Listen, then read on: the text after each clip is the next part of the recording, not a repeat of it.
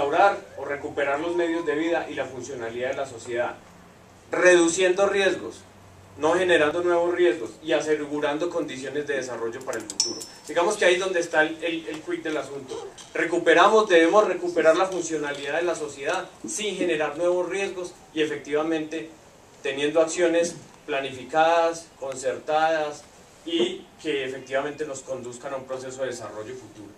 La recuperación transforma mientras repara. No esperamos que se generen procesos de desarrollo y que tengamos que planificar el desarrollo, planificar los procesos de recuperación con un proceso muy lento, que eso conllevaría un proceso bastante lento. No, empezamos los procesos de recuperación a medida que vamos reparando digamos, la afectación en la movilidad, la afectación en la accesibilidad, la afectación de los medios físicos de vida de las personas. Entonces vamos reparando esos medios al tiempo que vamos planificando y pensando los procesos de desarrollo. Aquí en estos procesos entran, digamos, a tomar mucha importancia y hay actores que entran, digamos, con mucha importancia que normalmente en las emergencias se pierden o se diluyen, que son las secretarías de planeación. En el caso de Colombia, las secretarías de planeación, las municipales y departamentales. Ellos son actores claves que en los procesos de recuperación deberían estar sentados, no pensando la asistencia humanitaria, sino pensando en los procesos de recuperación y reconstrucción. Mientras se responde a las necesidades más urgentes de la población afectada, se aprovechan todas las oportunidades de cambio para lograr la sostenibilidad de los esfuerzos de recuperación y sentar las bases del nuevo desarrollo. La siguiente, por favor. Unas reflexiones sueltas que digamos, espero dejarles y que son mensajes, digamos que interesantes. Esta primera es sobre el enfoque erróneo de la recuperación temprana. ¿Qué se cree que es la recuperación temprana? Que es un enfoque erróneo o equivocado. Que debemos pensar la recuperación a través de procesos espontáneos de la población, de los gobiernos, de las organizaciones. Eso termina conduciendo al incremento de vulnerabilidades y a la reconstrucción del riesgo. Y al ciclo que les mostré otra vez. Medidas que son no adecuadas, que son, digamos que a la ligera, que efectivamente terminan conduciendo a la generación de nuevos riesgos y por ende a los nuevos desastres y nuevos daños y nuevas pérdidas.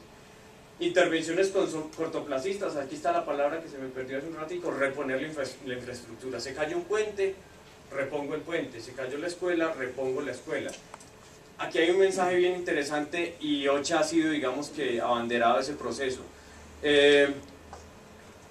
La evaluación de daños la evaluación de pérdidas y daños, una evaluación de daños y pérdidas no necesariamente nos conduce a procesos de recuperación adecuados. Mientras que las evaluaciones de necesidades, si uno hace una identificación de necesidades, una adecuada identificación de necesidades, en muchas ocasiones se puede dar cuenta que no necesariamente debe reconstruir el puente donde estaba, por ejemplo. Entonces, ¿cómo los procesos de evaluación de identificación de necesidades son adicionales a los procesos, a las evaluaciones de daños y pérdidas, son complementarios para efectivamente dar un mensaje claro sobre cuál deben ser las acciones a tomar para los procesos de recuperación y reconstrucción adecuados y con miras al desarrollo?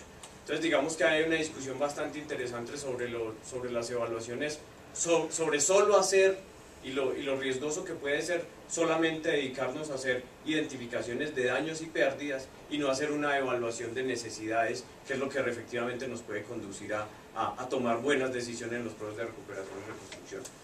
Otro digamos, enfoque errado es ignorar los aspectos socioeconómicos, culturales y ambientales. Yo creo que eso está bastante claro. Si hacemos los procesos de recuperación o reconstrucción de espaldas a la cultura de las poblaciones que están ahí asentadas o de espaldas a las dinámicas ambientales del territorio, pues en muchas ocasiones nos vamos a volver a caer en procesos de nuevos desastres y de generación de nuevos riesgos, como nos pasa en el país casi que a diario. Tendencia a salir del problema, simplemente cómo solucionamos este problema que tenemos de forma rápida, sin tener una visión, sin tener la visión, digamos, completa del proceso. Y lo que les mencionaba hace un rato, la invisibilidad del proceso de recuperación, no tener los medios, los recursos, las capacidades, efectivamente hace que se diluyan y no terminemos haciendo un proceso de recuperación o reconstrucción adecuado, sino simplemente reemplazando la infraestructura perdida y generando, digamos, nuevos riesgos. Otro enfoque, digamos que equivocado o erróneo, es pensar la recuperación en fases. Termina la asistencia humanitaria y empieza el proceso de recuperación. Ese, digamos que es un enfoque errado también. La siguiente, por favor. Desastre de recuperación, un continuo en el desarrollo. Entonces, las principales decisiones se toman en las primeras horas y en los primeros días. Por ende, debemos pensar cómo va a ser el proceso de recuperación, quién la va a liderar y lo que se invierte y cómo se invierte. Desde el momento mismo de la emergencia. Esas primeras decisiones que se toman, que son cruciales, se dan en esas primeras horas y días. Por esa razón, los planificadores, las personas que deben pensar la recuperación, deben estar desde ese mismo momento en el territorio. Es pensar en la recuperación de manera temprana al mismo tiempo de quienes fueron afectados. O sea, es también un mensaje interesante decirle a las personas que fueron afectadas en el territorio que hay que hacerlos.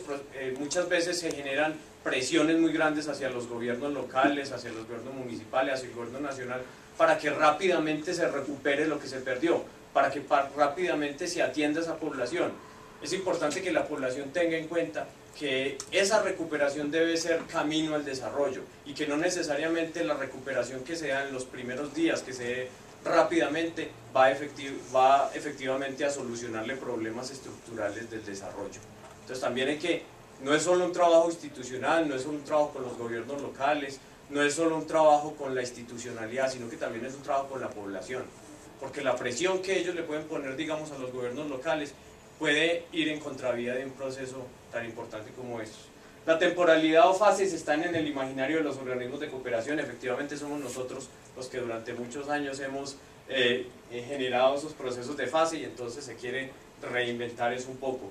Y en el contexto de la recuperación se desarrollan acciones de atención humanitaria, es lo que hemos estado hablando, la recuperación como un todo en ese proceso. Consecuencias de los procesos de recuperación no adecuados: agudizan problemas existentes del desarrollo, incremento de brechas de inequidad, aumento de desigualdad de género, se arraiga la pobreza, incrementos de vulnerabilidad ambiental, se reconstruye la vulnerabilidad, se desvían recursos asignados al desarrollo, públicos y privados, remesas, y se incrementa la deuda externa. Ustedes lo han visto en estos procesos, como en el año anterior con la última ola invernal nos toca echar mano del patrimonio de la nación, echar mano de activos de la nación para digamos que gastarlos en la atención humanitaria y en recuperar medios de vida. Entonces es muy importante la atención humanitaria, debemos cubrir esas necesidades básicas del territorio, pero debemos hacerlo con un sentido de desarrollo y de no reconstrucción de los riesgos. Oportunidades perdidas: se aborta la posibilidad de cambio, de orientar procesos de desarrollo, se establecen condiciones de riesgo para la ocurrencia de un nuevo desastre. A nivel internacional, PNUD ha acompañado varios procesos de recuperación. De forma rápida, creo que quedan 2 slides solamente. ¿Cuáles son, digamos que, de forma muy general, lecciones aprendidas de esas experiencias? Que estas lecciones terminan convirtiéndose como en unos principios de recuperación temprana. No reconstruir el riesgo. Si hacemos un proceso de recuperación, debemos tener claro cuáles son los escenarios, digamos que los escenarios de riesgo del territorio, para que efectivamente no se haga una reconstrucción de ellos, que es el famoso Build Back Better.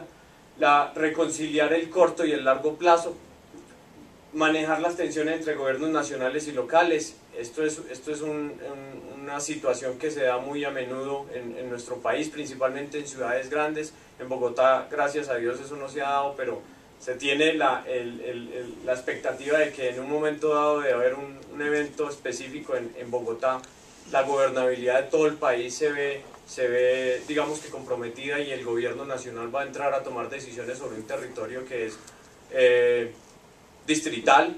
Entonces eso genera tensiones entre los gobiernos, eso se ha visto en otros países, y un aporte importante que normalmente da las Naciones Unidas, en este caso el PNUD, es acercar esos espacios y evitar que se generen tensiones que en últimas vulneran aún más la gobernabilidad en esos territorios.